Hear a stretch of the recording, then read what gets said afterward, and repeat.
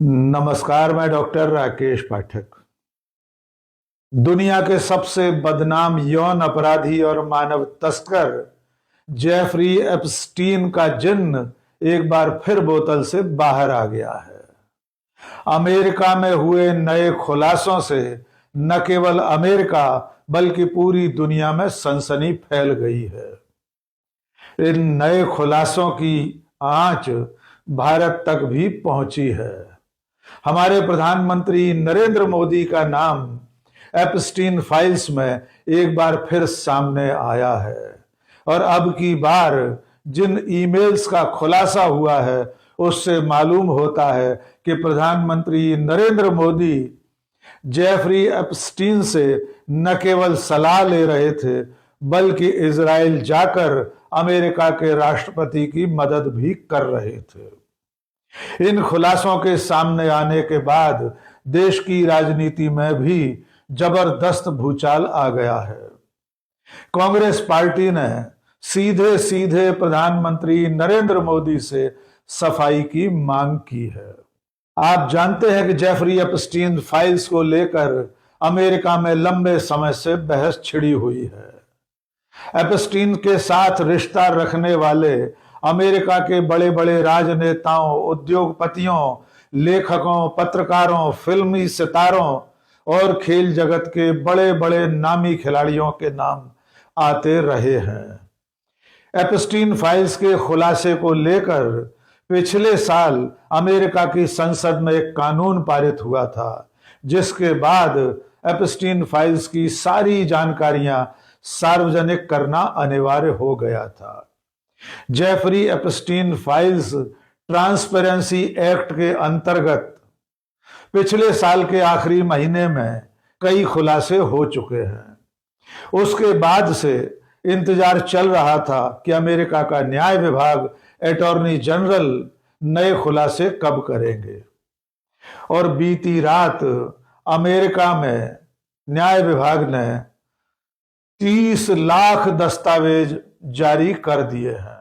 इन 30 लाख दस्तावेजों में 2000 वीडियोज हैं, 1,80,000 इमेजेस हैं और इन इमेजेस में बड़े बड़े नेताओं की तस्वीरें और ईमेल की जानकारियां भी सार्वजनिक कर दी गई। एप्स्टीन फाइल्स के नए खुलासों में जिन लोगों के नाम, तस्वीरें और चैट्स सामने आई हैं उनमें अमेरिका के राष्ट्रपति डोनाल्ड ट्रंप, भूतपूर्व राष्ट्रपति George Bush, Elon Musk, Bill Gates, संयुक्त अरब अमीरात के क्राउन प्रिंस और ब्रिटेन के प्रिंस एंड्रयूज के नाम शामिल हैं। इसके अलावा भारत के जिन लोगों के नाम इन फाइल्स में सामने आए हैं उसमें प्रधानमंत्री नरेंद्र मोदी, केंद्रीय मंत्री हरदीप पुरी, अनिल अंबानी और भारतीय मूल की फिल्मकार मीरा नायर के नाम शामिल हैं। जेफरी एप्स्टीन और एक अन्य व्यक्ति के बीच ईमेल में प्रधानमंत्री नरेंद्र मोदी का उल्लेख किस तरह आया है ये भी जान लीजिए। जिस व्यक्ति को मेल किया गया है उसका नाम अमेरिका के न्याय विभाग ने छुपा दिया है, लेकिन मेल में 9 जुलाई 2017 को जेफरी एप्स्टीन लिखता है, the Indian prime minister Modi took advice and dance and sang in Israel for the benefit of the US president. They had met a few weeks ago. It works. इसको हिंदी में समझ लीजिए।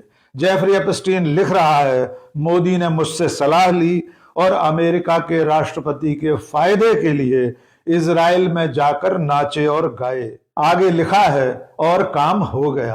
अब थोड़ा सा क्रोनोलॉजी समझ लीजिए। जेफरी एप्स्टीन मेल लिख रहा है 9 जुलाई 2017 को। इस तारीख का प्रधानमंत्री नरेंद्र मोदी की अमेरिका और इजराइल की यात्रा से क्या संबंध है, इसे समझ लेते हैं। इस तारीख पर गौर कीजिए, 9 जुलाई 2017। इसके ठीक कुछ दिन पहले प्रधानमंत्री नरेंद्र मोदी 4 जुलाई से लेकर 6 जुलाई 2017 को इजराइल की यात्रा पर थे और उससे भी पहले 25-26 जून को नरेंद्र मोदी अमेरिका की यात्रा पर गए थे। वहां उनकी मुलाकात राष्ट्रपति डोनाल्ड ट्रंप से भी हुई थी। इस ईमेल से ऐसा मालूम होता है कि प्रधानमंत्री नरेंद्र मोदी ने अमेरिका यात्रा में एप्स्टीन से सलाह मशवरा किया और उस यात्रा के बाद वे इजराइल यात्रा पर गए। और जैसा कि एप्स्टीन मेल में कह रहा है कि और काम हो गया, यानी प्रधानमंत्री नरेंद्र मोदी ने इजराइल जाकर अमेरिका के राष्ट्रपति डोनाल्ड ट्रंप के फायदे के लिए जो कुछ भी किया उसे एप्स्टीन नाचना गाना कह रहा है। एप्स्टीन फाइल्स में एक और ईमेल सामने आया है जिसमें प्रधानमंत्री नरेंद्र मोदी का नाम शामिल है। आपको याद होगा कि नरेंद्र मोदी ने 24 मई 2019 को दूसरी बार प्रधानमंत्री पद की शपथ ली थी। ये ईमेल उससे ठीक पहले का है। जेफरी एप्स्टीन स्टीव बैनन को लिख रहा है, उसकी मोदी के साथ एक दिलचस्प मुलाकात हुई थी। मोदी ने उसे बताया कि वॉशिंगटन में कोई उससे बात नहीं करता। मोदी ने उसे बताया कि मुख्य दुश्मन चीन है और क्षेत्र में उसका प्रॉक्सी पाकिस्तान है। मोदी स्टीव बैनन के विजन से पूरी तरह सहमत हैं। स्टीव बैनन को मोदी से मिलना चाहिए और एप्स्टीन इसे सेट कर सकता है। यानी एप्स्टीन नरेंद्र मोदी और स्टीव बैनन की मुलाकात में बिचौलिए की भूमिका निभाने को तैयार है। इस ईमेल से एकदम साफ है कि प्रधानमंत्री नरेंद्र मोदी की जेफरी एप्स्टीन से कोई मुलाकात हुई थी और इसीलिए वो स्टीव बैनन और मोदी के बीच में मध्यस्थ बनने की बात कर रहा है। एप्स्टीन फाइल्स के नए खुलासों में देश के बड़े धन्ना सेठ अनिल अंबानी का नाम एक बार फिर सामने आया है। अनिल अंबानी की एप्स्टीन से उसके आइलैंड पर मुलाकातों का जिक्र आज के इन दस्तावेजों में सामने आ चुका है। इसके अलावा केंद्रीय पेट्रोलियम मंत्री हरदीप पुरी की एप्स्टीन के साथ मुलाकातों का उल्लेख पहले भी सामने आया था और इस बार फिर उनका नाम खुलकर सामने आ चुका है। एप्स्टीन फाइल्स में प्रधानमंत्री नरेंद्र मोदी का नाम बार बार आने पर कांग्रेस पार्टी ने बड़ा हमला किया है। पार्टी के राष्ट्रीय प्रवक्ता पवन खेड़ा ने सीधे सीधे प्रधानमंत्री से सवाल पूछे हैं। पवन खेड़ा ने एक्स पर लिखा है, यह पूरे राष्ट्र के लिए शर्म की बात है कि जेफरी एप्स्टीन अमेरिका का एक सजा याफ्ता मानव तस्कर, बाल यौन अपराधी और सीरियल बलात्कारी ने लिखा कि प्रधानमंत्री नरेंद्र मोदी ने उसकी सलाह ली और इजराइल में अमेरिकी राष्ट्रपति के लाभ के लिए नाचे गाए। वे कुछ हफ्ते पहले मिले थे। इट वर्कड, यानी उनके मिलने से काम हो गया है। पवन खेड़ा ने पूछा है कि वे जेफरी एप्स्टीन की सलाह किस लिए ले रहे थे, इजराइल में अमेरिका के राष्ट्रपति के किस लाभ के लिए नाचे गाए थे। संदेश में लिखा है, इट वर्कड, तो क्या कामयाबी हासिल हुई। इन तमाम सवालों के जवाब पवन खेड़ा ने प्रधानमंत्री और सरकार से पूछे हैं। 2019 के लोकसभा चुनाव से पहले एप्स्टीन के साथ नरेंद्र मोदी की मुलाकात का जो जिक्र स्टीव बैनन और एप्स्टीन के मेल में है, उस पर भी पवन खेड़ा ने सरकार से सवाल किए हैं। पवन खेड़ा ने लिखा है, 2019 के चुनावों के ठीक आसपास मोदी एक बदनाम अमेरिकी जेफरी एप्स्टीन से क्यों मिल रहे थे। जब वॉशिंगटन में कोई उनसे बात करने की परवाह न करता हो तो मोदी अमेरिका के साथ अपनी दोस्ती के बारे में देश से झूठ क्यों बोल रहे थे। गलवान संकट के 1 साल बाद ही उन्होंने अपने मुख्य दुश्मन चीन को क्लीन चिट क्यों दे दी थी। पवन खेड़ा ने पूछा है कि अमेरिकी मीडिया कार्यकारी, राजनीतिक रणनीतिकार पंडित स्टीव बैनन से के किस विजन से मोदी सहमत हैं।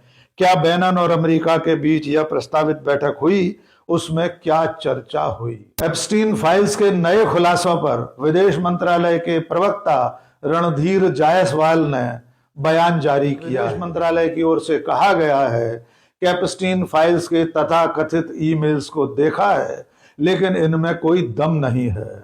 ये एक अपराधी के ईमेल हैं। भारत सरकार इन्हें सिरे से खारिज करती है। तथाकथित इप्स्टीन फाइल्स के एक ईमेल मैसेज की रिपोर्ट देखी है, जिसमें प्रधानमंत्री और उनके इजराइल यात्रा का जिक्र है। जुलाई 2017 में प्रधानमंत्री की इजराइल की आधिकारिक यात्रा के अलावा ईमेल में बाकी बातें एक दोषी अपराधी के बकवास से ज्यादा कुछ नहीं है। इन्हें उसी तिरस्कार से नजरअंदाज करना चाहिए जिसके वो लायक है। लेकिन ये मामला बहुत आसानी से ठंडा होता लग नहीं रहा, क्योंकि कांग्रेस पार्टी इस पर लगातार सरकार पर हमलावर है। अब देखना होगा कि आने वाले दिनों में भारत की राजनीति में एप्स्टीन फाइल्स की आंच का कितना असर होता है। आज के इस वीडियो में बस इतना ही। बहुत बहुत शुक्रिया। जय हिंद।